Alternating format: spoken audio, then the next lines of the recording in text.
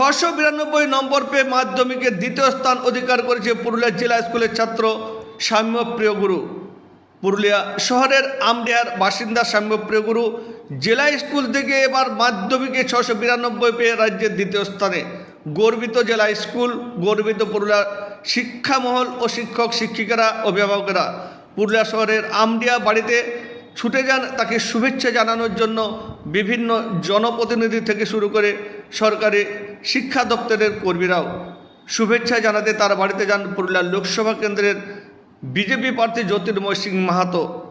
সাম্যপ্রিয় গুরু জানিয়েছেন আগামী দিনে তার লক্ষ্য রয়েছে চিকিৎসক হওয়ার। বাবা সুনীতিপ্রিয় গুরু পুরুলিয়া জেলা স্কুলের শিক্ষক। ছেলের এই সাফল্যে খুশি তিনি। ছেলে আগামী দিনে ডাক্তার হতে চায়, সম্পূর্ণ মতামত দিয়েছেন ওই ছাত্রের বাবা ও মা।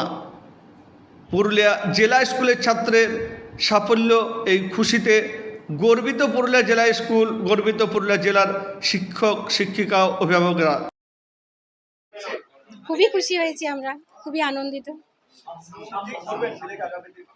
ওর ইচ্ছে ডাক্তার হওয়ার, আমরা ওকে সাহায্য করবো সব দিক দিয়ে। না না, সেরকম চাপ দিত না, নিজে থেকেই পড়াশোনা করতো। ও পড়াশোনা বরাবরই করতো।